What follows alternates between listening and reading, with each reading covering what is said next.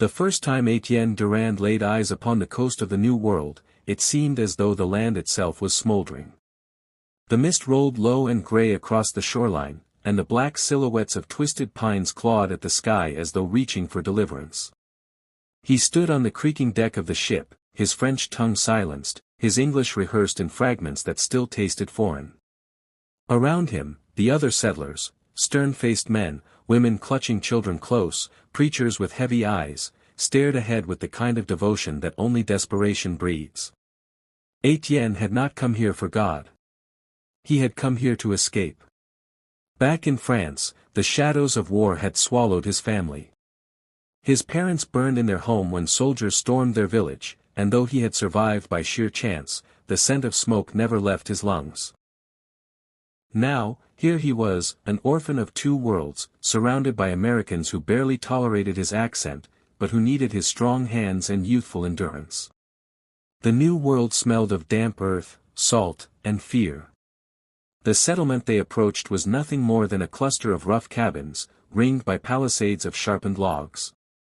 The wooden cross at its center was weather-beaten and tilting, as though even faith itself could not stand straight on this cursed soil.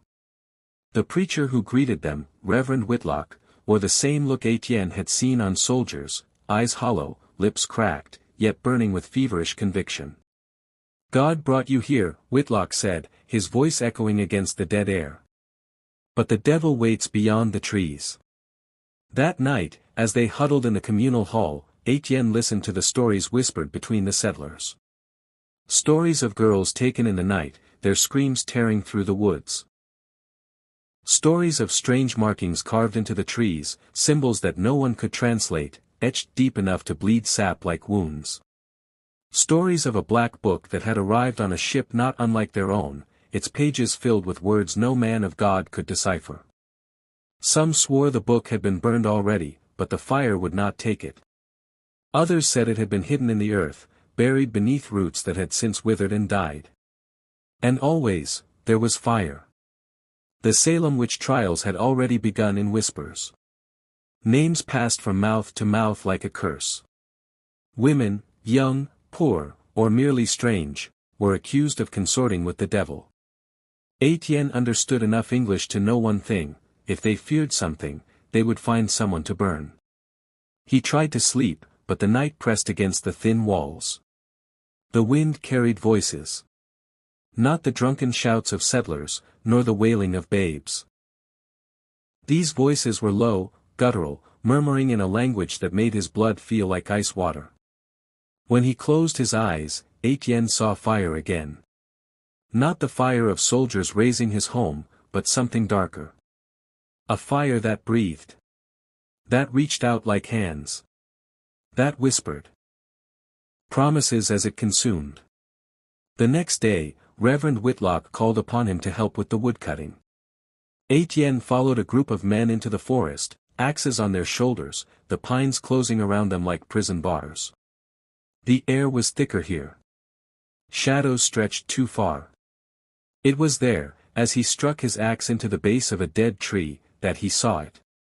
The soil beneath the roots had been torn apart, clawed at, as though something had crawled out. And there, half buried in the earth, was a book. Its cover was a patchwork of human flesh, dried and cracked but impossibly preserved. Faces stretched across it, mouths open in silent screams. The edges smoldered faintly, as if it had been pulled from fire only moments ago. Etienne froze, his breath caught in his throat. The other men had not noticed. They laughed among themselves, their words thick with the American drawl he still struggled to understand. But the book, it pulsed.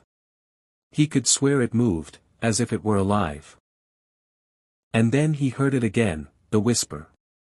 Louder this time. Urgent. It was not French, not English, but he understood it in his marrow. Read. His hands trembled. Something deep in his soul screamed to leave it buried, to never touch what the earth itself had tried to keep hidden.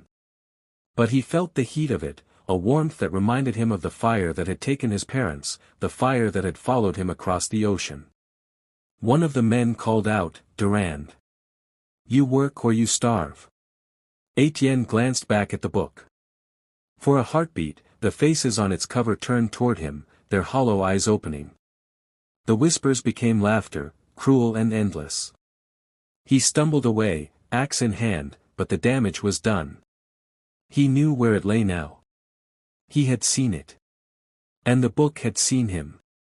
That night, the screaming began again, louder than before, closer to the palisade. And Etienne knew, with a certainty that hollowed him to the bone, that the devil had not been waiting in the woods. The devil had been waiting for him. The screaming that night tore through the settlement like a blade. Etienne bolted upright from his straw bed, heart pounding. The cries weren't distant anymore. They came from within the palisade, from somewhere among the crude cabins. Torches flared outside, men shouting, boots pounding across dirt. He stumbled out, still half dreaming, and the air met him with a stench, burnt hair and iron. A young girl lay in the center of the square, her nightdress soaked with blood, her small body twisted as though every bone had been snapped in defiance of nature. The settlers crowded around, faces pale, whispers quick. Etienne forced his way forward, his mind reeling. He hadn't known her name.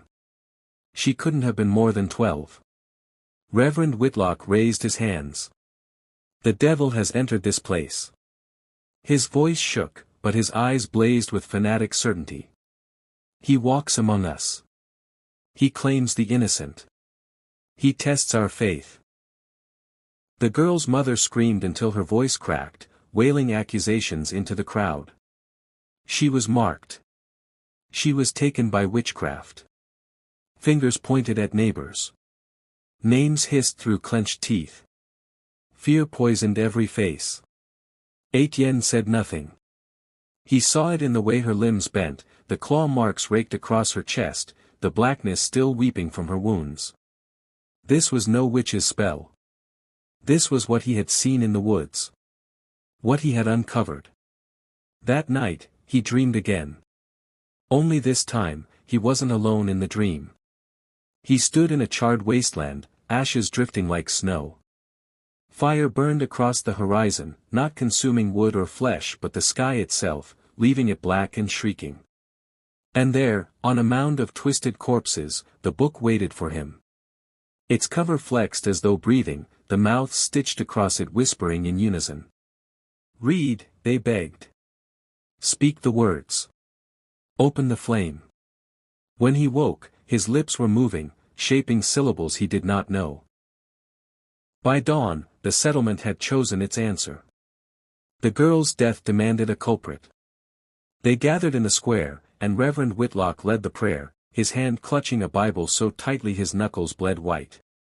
Beside him stood a trembling servant woman, no older than 20, dragged from her cabin before she'd even dressed. Her name, Etienne learned, was Mary Alder. She had been quiet, withdrawn. And now she was accused. She consorted with demons, Whitlock proclaimed, his voice echoing over the crowd. Her silence, her absence from prayer, her eyes that wander when they should bow. God has shown us the truth. The woman wept, shaking her head. No. I swear it. I never. Her pleas drowned beneath the settlers' hunger for someone to blame. Torches were thrust into hands. The stake was prepared. Etienne felt his stomach turn as he watched them bind her, wood piled at her feet. He wanted to speak. To tell them what he had found in the forest, what he had seen. But the memory of the book's whisper gnawed at him. If he spoke, if he brought their eyes to that cursed thing, would it not draw them all into the same ruin? Would it not brand him as the one who had uncovered it? Mary Alder's screams rose with the smoke. Flesh split and blackened as flames licked her body, the stench gagging Etienne where he stood. The crowd prayed loudly, drowning her agony in their chants. They believed her death would cleanse the village. But when her body slumped, charred and silent, a sound remained. Not her voice. A whisper. Slithering across the square like smoke, curling into every ear. A language none of them knew, yet every one of them understood in their bones. Words of hunger. Words of fire. Etienne's knees nearly buckled. His throat felt scorched as if he'd swallowed embers. He looked around, no one else reacted. The settlers only bowed deeper, muttering their prayers with feverish desperation. Could they not hear it? Or had he been chosen? That night, the wind rose, rattling the cabins with claws of ice. Etienne sat alone in the dark, his hands shaking. He could not silence the voice. It pressed into him, filling every corner of his skull, urging, insisting. Come back to me. Read. He thought of Mary Alder, her body burning, the flames bending unnaturally as though reaching for her. He thought of the girl's corpse, broken in ways no human could inflict. He thought of France, of his family screaming as fire devoured them. And in all of it, he realized the same truth: the devil they feared was not some poor woman accused of witchcraft. The devil was in the dirt. The devil had a book. And it had already chosen him. When Etienne finally rose from his bed, the moon high and thin, he knew where he was going. His steps carried him back into the forest, back to the roots he had unearthed. The whispers guided him like a lantern. And when he reached the mound of earth and clawed the book free with his bare hands, the faces on its cover grinned. The forest was silent when Etienne opened the book. He sat on the damp earth, moonlight straining through the skeletal trees. His hands shook as he pried at the cover, the stitched mouths of the skin shifting beneath his fingers as though resisting. Then, with a wet tearing sound, it gave way. The pages inside were no paper. They were flesh, stretched thin, pulsing faintly as though blood still moved beneath them. Strange letters slithered across the surface, not carved, not written, but alive, changing, writhing, reshaping themselves into symbols he could not recognize. Yet he understood them. They spoke in his mind, each mark vibrating against his bones. His lips began to move, whispering the words without thought, his breath fogging in the cold air. He could not stop. He was not reading, the words were reading him. The forest shuddered. A wind rose without warning, twisting the branches until they cracked. Etienne's vision blurred. The earth beneath him seemed to pulse, and the night filled with 1,000 voices, shrieking laughter that rang like steel. And then, silence. Etienne gasped, dropping the book as though it burned. It landed in the dirt with a wet slap, but the whispers did not fade. They moved outward, carried on the air, bleeding into the world beyond the trees. Somewhere back in the settlement, someone screamed. When Etienne staggered into the village, chaos had already taken root. People poured from their cabins, clutching torches, shouting, crossing themselves. A man lay convulsing in the dirt, foam pouring from his mouth, his body twisting unnaturally. His name was Elias Crane, a farmer known for his quiet demeanor. But what writhed in him now was no man. His eyes snapped open, black, bottomless voids. His jaw cracked, splitting wider than bone should allow, teeth stretching into jagged points. His voice was a layered growl, dozens of tongues speaking at once. You opened the door, Frenchman. Etienne froze. The word struck him like a hammer. Elias's head snapped toward him, and though the man's body still twisted on the ground, those black eyes locked only on him. The crowd screamed. Reverend Whitlock thrust his Bible high, shouting verses that quivered in the cold night. The devil has entered him. Hold him down. Bind him. But no rope could hold what Elias had become. His limbs bent backward, snapping like sticks only to reform in grotesque angles. He sprang to his feet, his body jerking, flesh splitting, veins bulging with black fire. Children wailed. Women fell to their knees. The men, axes and muskets in hand, advanced with trembling steps. Etienne wanted to shout the truth, that it was not witchcraft, not possession, not the devil of their sermons, but something far older, something bound in that cursed book. But the words tangled in his throat. The voices filled him, mocking, laughing. Elias lunged. His jaw split open, teeth like knives, and he clamped onto a man's shoulder, ripping flesh from bone. Blood sprayed across the dirt, and the man's scream ended in a choking gurgle. The crowd scattered, terror breaking their fragile faith.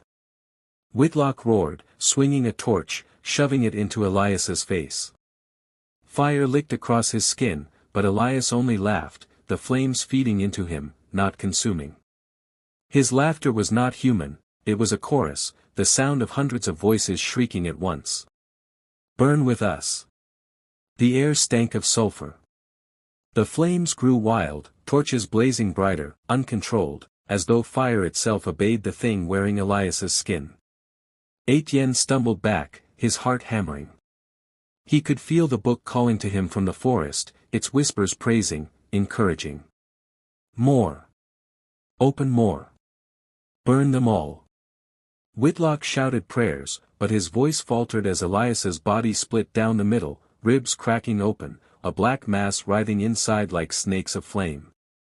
The settlers screamed, dropping weapons, some fleeing, others frozen in horror. And then Elias turned again. Always back to Etienne. You opened it, he crooned, his voice a dozen overlapping growls. You set us free. He lunged, impossibly fast, but Etienne was shoved aside by Whitlock. The preacher swung his Bible like a weapon, ramming it into Elias's gaping mouth. For a heartbeat, Elias recoiled, smoke pouring from his jaws, the voices hissing. The settlers seized the moment, dragging the preacher and Etienne back. Muskets cracked, axes swung. Elias shrieked, black blood spraying as they hacked and tore. Finally, the creature collapsed in the dirt, twitching, its body still burning with unnatural flame. The stench was unbearable, a mixture of rot and brimstone. The crowd, shaking and blood-stained, turned to Etienne. He saw suspicion in their eyes now, sharp and venomous. The word Frenchman was hissed like a curse. Reverend Whitlock wiped the blood from his brow, his face pale but his gaze fixed on Etienne. You knew, he said, voice low and trembling with rage. This was not chance. The devil marks you. If you brought this upon us. Etienne shook his head, words caught in his throat. But the truth no longer mattered. The book had spoken through Elias. The settlement would not forget. And worse, he could feel the book's hunger stretching outward, no longer content with one soul. This was only the beginning. The morning after Elias Crane's possession, the settlement wore the look of a battlefield.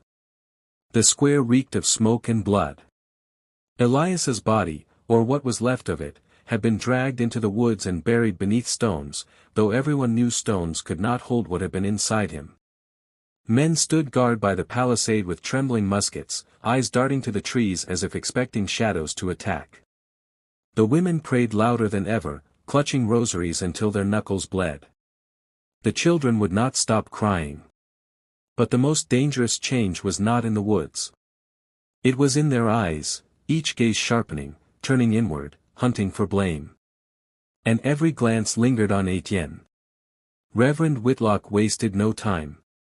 That very morning he gathered the settlers in the chapel, its walls nothing more than rough timber, its altar crowned by a crooked cross. His voice boomed with conviction though his body still trembled from the night before. The devil walks among us, he declared.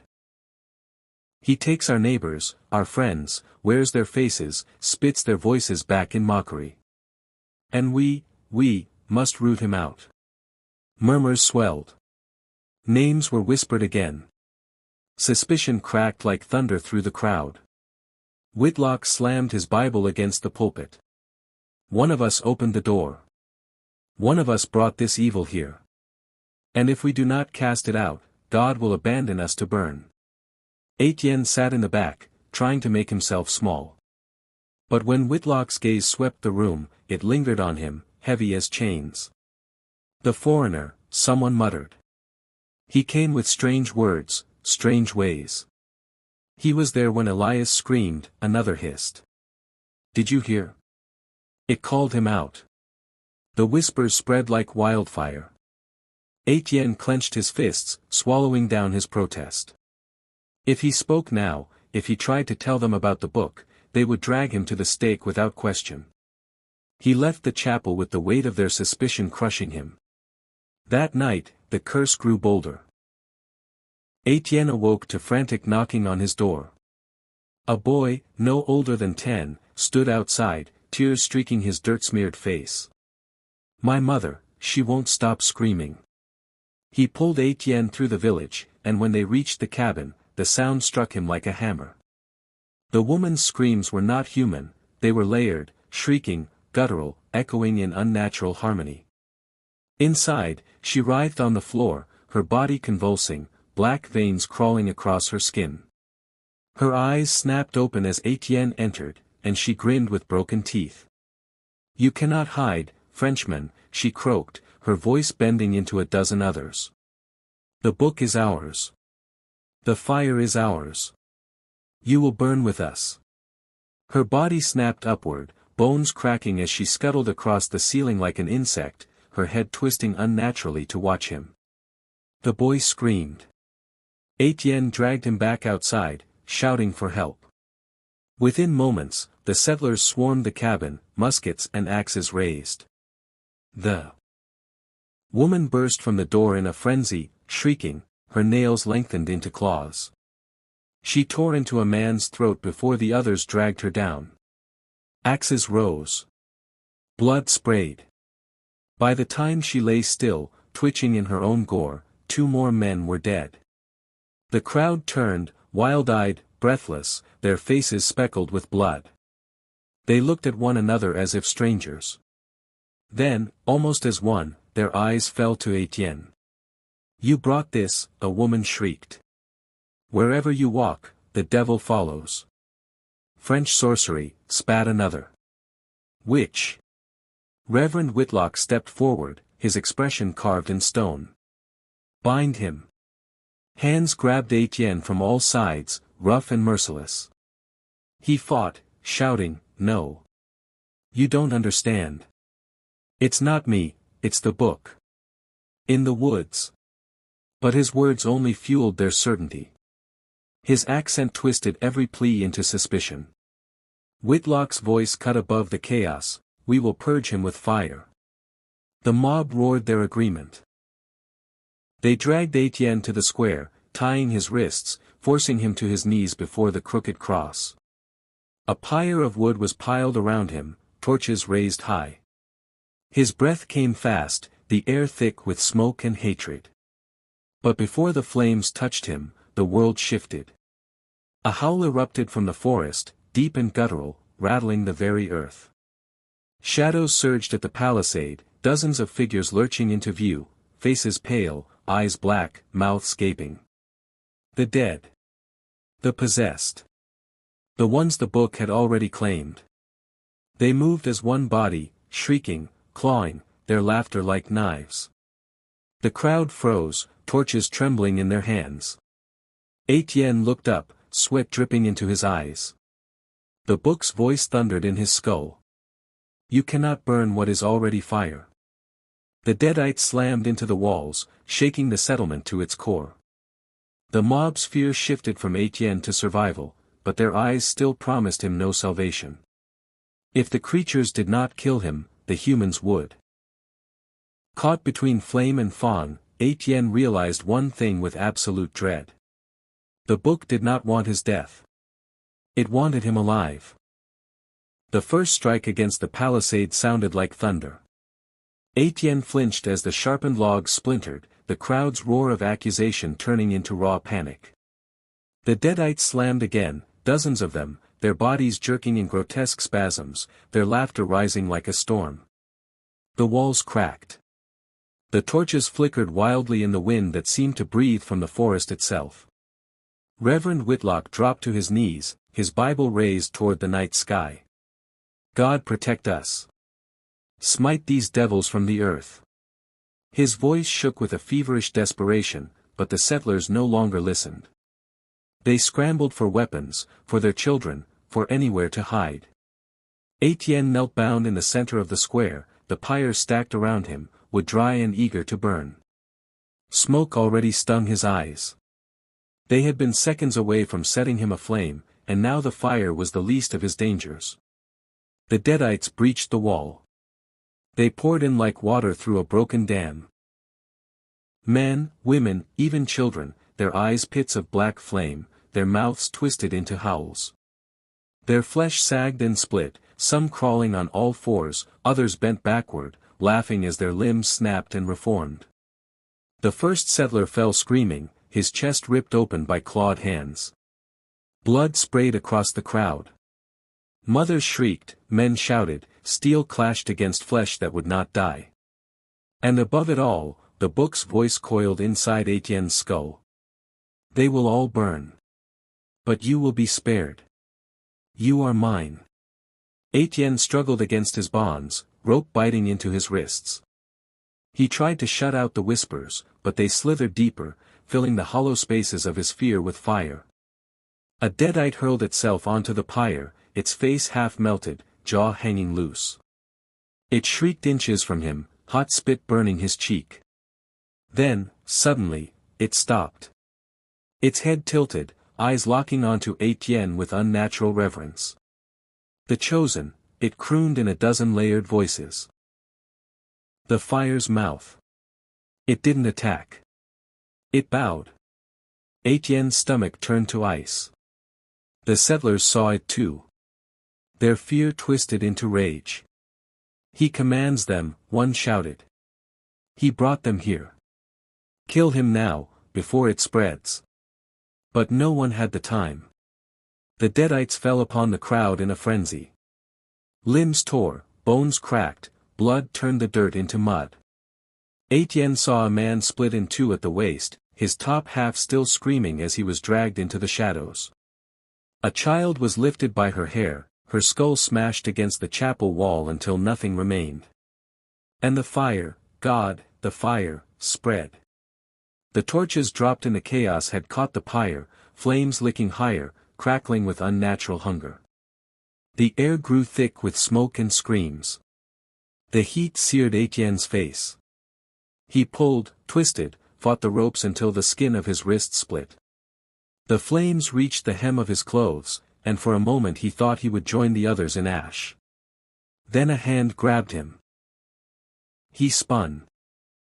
Coughing, to see Reverend Whitlock, face smeared with soot, eyes blazing with fury. I should let you burn, the preacher spat. But if you live, perhaps you can undo this. With one swift motion, he cut the ropes. Etienne stumbled free, lungs burning with smoke. But the preacher shoved a finger into his chest. You will answer for this. Before God, you will answer. There was no time to reply. A deadite burst from the smoke, seizing Whitlock by the throat. Etienne stumbled back as the preacher was lifted off his feet, his prayers choked into gurgles. With a sickening crack, Whitlock's neck twisted, and his body was hurled into the flames. The fire roared, swallowing him whole. Etienne ran. He darted between collapsing cabins, the air thick with embers, screams echoing like a chorus of the damned. Everywhere he turned, death waited. And always, the Deadites ignored him. They tore his neighbors limb from limb, feasted on their flesh, dragged them into the inferno. But when they saw him, they grinned, parted, let him pass. Some even bowed, whispering the same word again and again. Chosen. He stumbled toward the woods, heart slamming, but the whispers in his head swelled until he thought his skull would split. You cannot run from fire. You are fire. His knees gave out at the forest's edge. And there, through the haze of smoke, he saw it, the book. Sitting upright in the dirt where he had left it, its pages fluttering though no wind stirred. Faces grinned from its cover, mouths moving in silent laughter. Behind him, the settlement collapsed into a sea of flame and shrieks. Ahead of him, the book beckoned. Etienne's hands trembled. He knew if he touched it again, there would be no turning back. But what choice did he have? The last of the settlers screamed his name as he burned alive. And Etienne reached for the book. The book pulsed in Etienne's hands like a beating heart. Its skin was hot, too hot to touch, yet he couldn't let go. The faces stretched across its cover shifted, their mouths opening wider, whispering in languages he didn't know but understood all the same. The words pressed into him, searing his thoughts, replacing his fear with something worse, recognition. The fire behind him swallowed the settlement whole. The screams of the last survivors rose in harmony with the crackle of collapsing cabins. Every cry was answered by deadite laughter. The sky itself glowed red, the smoke twisting into shapes that resembled hands reaching down. And still, the book urged him on. Read, chosen. Speak the fire. Let us burn. Etienne staggered deeper into the forest, away from the pyre of his neighbors, but the voices followed. They filled his chest, pressed against his ribs. He tried to throw the book into the dirt, but his hands clenched tighter against his will. The thing had fused to him, as if his very flesh had chosen it. The forest twisted around him.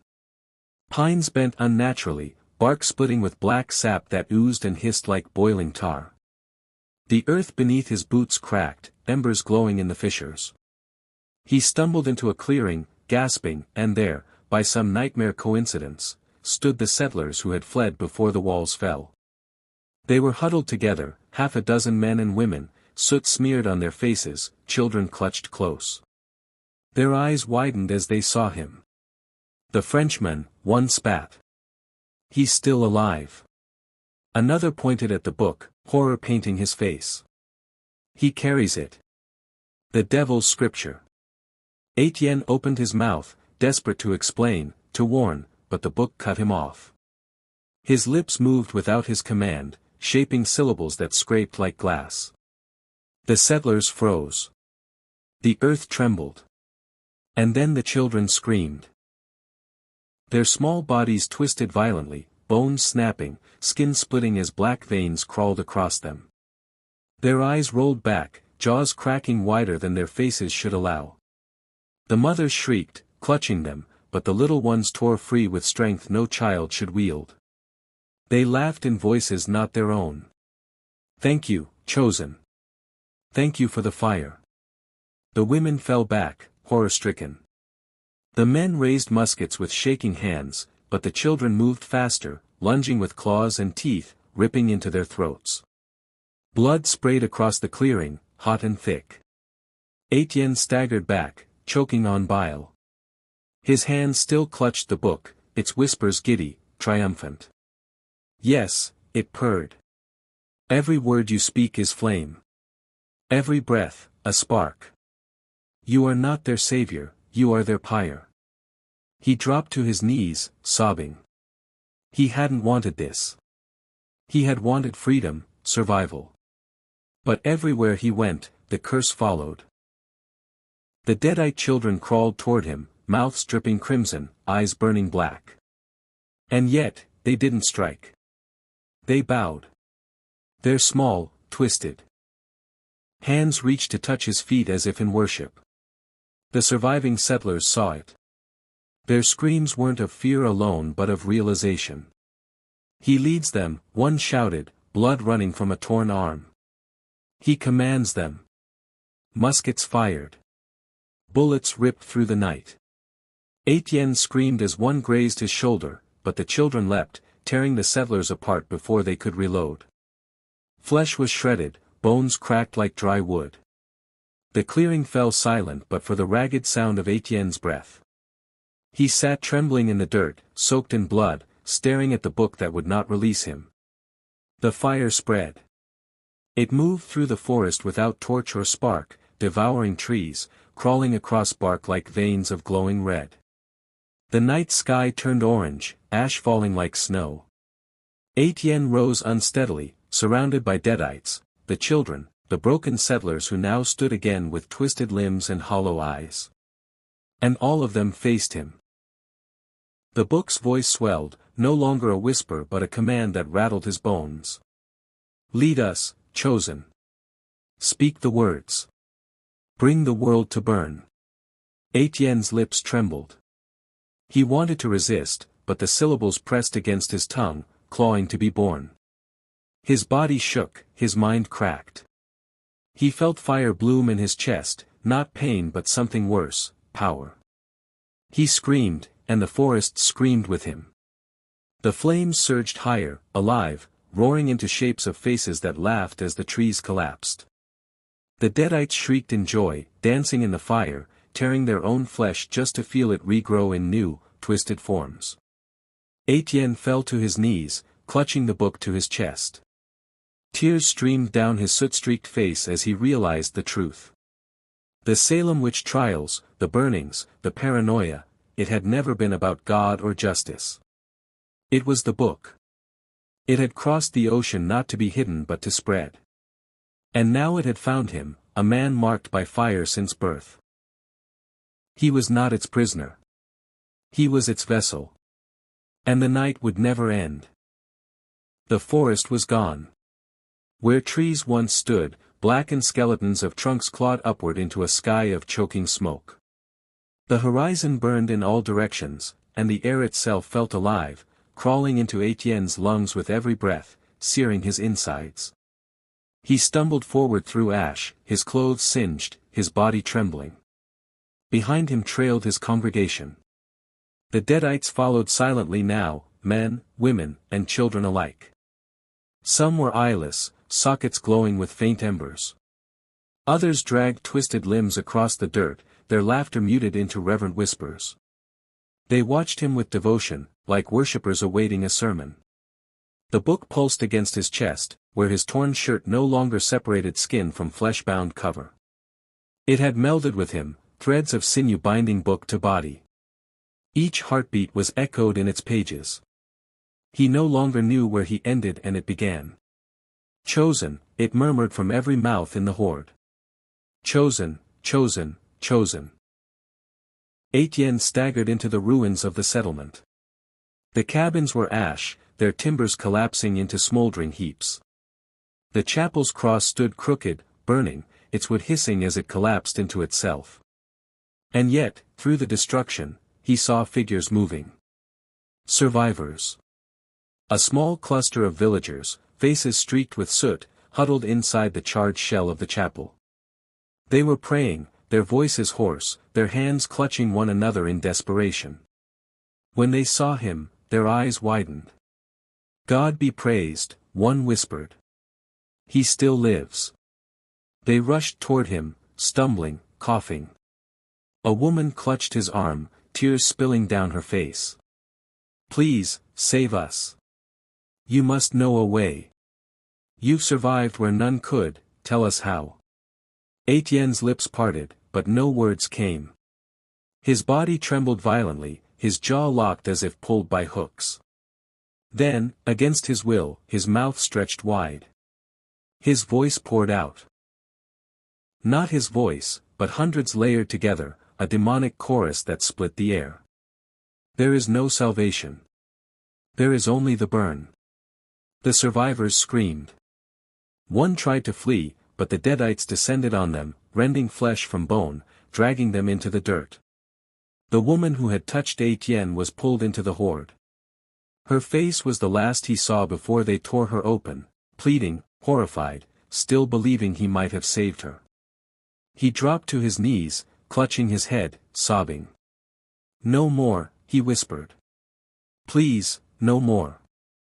The book's cover split like a mouth, pages fluttering, the screams of the damned shrieking from its parchment. Fire erupted around him, circling the settlement, twisting into symbols that burned themselves into the ground. You are the burn, it thundered inside his skull. The witch's fire that consumes all. The trials, the hangings, the pyres, they were ours, all ours. Humanity burns itself, and we only guide the flame. Etienne looked at his hands. His skin was peeling, not with pain but transformation. Embers glowed beneath. His veins alight. His eyes blurred, vision swimming in fire. I don't want this. The book pulsed, laughter echoing from the mouths of every corpse in the field. But you are this. You were born to it. The Frenchmen cast among them, mistrusted, hated, chosen not by God, but by us. Do you not see, vessel? You are the fire that ends them. The Deadites circled him now, their faces split in wide, tearing grins, their chants growing louder. Chosen. Burn. Chosen. Burn. Etienne's body convulsed. His chest split open, ribs glowing as molten cracks spread across him like a shattered vessel leaking fire. His scream split the night, but it was drowned by the roar of the inferno rising behind him. The ground itself tore open, the soil glowing like a furnace, clawed hands of blackened bone dragging themselves from beneath. Spirits of those burned in Salem pyres crawled forth, their mouths screaming in endless agony as they joined the Deadite ranks. Etienne rose to his feet. He no longer felt human. His skin burned away, replaced by charred flesh that regenerated as quickly as it crumbled. His eyes were pits of fire, and when he opened his mouth, flame poured forth. The survivors had been right to beg. He could have been their savior. But the book had chosen otherwise. The horde bowed before him. He raised his hands. And the entire settlement exploded into an inferno that swallowed the night. When dawn broke, nothing remained. The settlement was ash, the trees skeletal black, the soil cracked and steaming. No voices, no birdsong. Only silence and the faint hiss of cooling embers. But far beyond, in another village, across rivers, across forests, smoke already curled into the sky. The fire was spreading.